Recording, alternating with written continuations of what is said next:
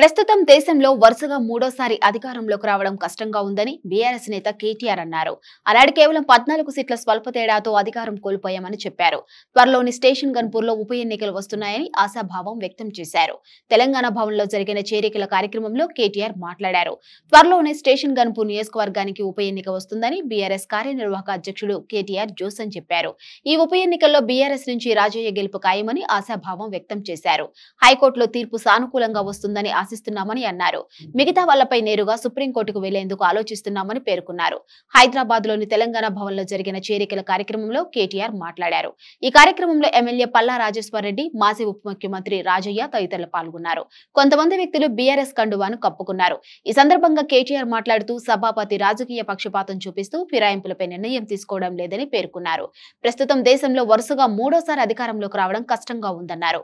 14 సీట్ల స్వల్ప తేడాతో కోల్పోయామని చెప్పారు. అందులో సగం గెలిచిన కథ వేరేలా ఉండేదని ఆశాభావం వ్యక్తం చేశారు. పార్లమెంట్ ఎన్నికలు 2 కూటముల మధ్య నడిచిందని చెప్పారు.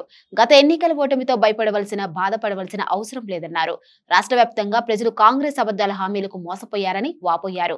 స్టేషన్ గన్పూర్ ప్రజలు తాము వేరే రకంగా మోసపోయామని కేటీఆర్ వివరించారు. కేసీఆర్ ఉన్నప్పుడు కరెంటు పోతే వార్త, రేవంత్ రెడ్డి వచ్చాక కరెంటు ఉంటే వార్త అని ఎద్దేవా చేశారు. ఊసరవెల్లులు రాజ్యం నడిపితే తొండలు ఉడతలు రాక ఏం వస్తాయని ఆరోపించారు. 30,000 ఉద్యోగాలు ఇచ్చామని సీఎం రేవంత్ రెడ్డి చెప్పుకుంటున్నారని విమర్శించారు. మొదటి ఏడాది 2 లక్షల ఉద్యోగాలు ఇస్తామని చెప్పి 2 ఉద్యోగాలు కూడా ఇవ్వలేదని ధ్వజమెత్తారు. కేవలం ఉద్యోగం వచ్చిందంటే రాహుల్ గాంధీకి ప్రతిపక్ష నేత, రేవంత్ రెడ్డికి ముఖ్యమంత్రి ఉద్యోగం మాత్రమే వచ్చిందని బీఆర్ఎస్ నేత కేటీఆర్ అన్నారు. 2 లక్షల ఉద్యోగాల మాట బోగస్ అని యువతకు అర్థమైందన్నారు. మైసూర్ బజ్జీలో మైసూరు ఎంత వాస్తవమో జాబ్ క్యాలెండర్ లో జాబులు అంతే అని ఎద్దేవా చేశారు. ఇక త్వరలోనే కేసీఆర్ పార్టీ కార్యక్రమాలు ఇస్తారని కేటీఆర్ చెప్పారు. కొద్ది రోజుల్లో నియోజకవర్గాల వారీగా సమావేశం నిర్వహిస్తామన్నారు. కేసీఆర్ పూర్తి చేసిన సీతారామ ప్రాజెక్టుకు సీఎం రేవంత్ రెడ్డి వెళ్లి రిబ్బన్ కట్ చేశారని ఎద్దేవా చేశారు.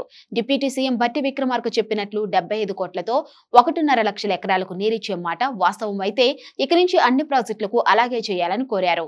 పీఆర్ స్టంట్లు, నాటకాలతో ప్రజల్ని ఎక్కువ రోజులు మోసం చేయలేరని కేటీఆర్ హితవు పలికారు. స్థానిక సంస్థలు 42% రిజర్వేషన్లని బీసీ డిక్లరేషన్ లో చెప్పారు. బీసీలకు మోసం చేసి రిజర్వేషన్లు పెంచకుండానే రేవంత్ రెడ్డి స్థానిక ఎన్నికలు పెడతారు. బీజేపీ నేతలు కాంగ్రెస్, రేవంత్ రెడ్డి చెప్పినట్లే నడుచుకుంటున్నారు. రానున్న రోజుల్లో కాంగ్రెస్ నేతలు ప్రజల్లో తిరగలేని పరిస్థితి ఉంటుందని తెలిపారు.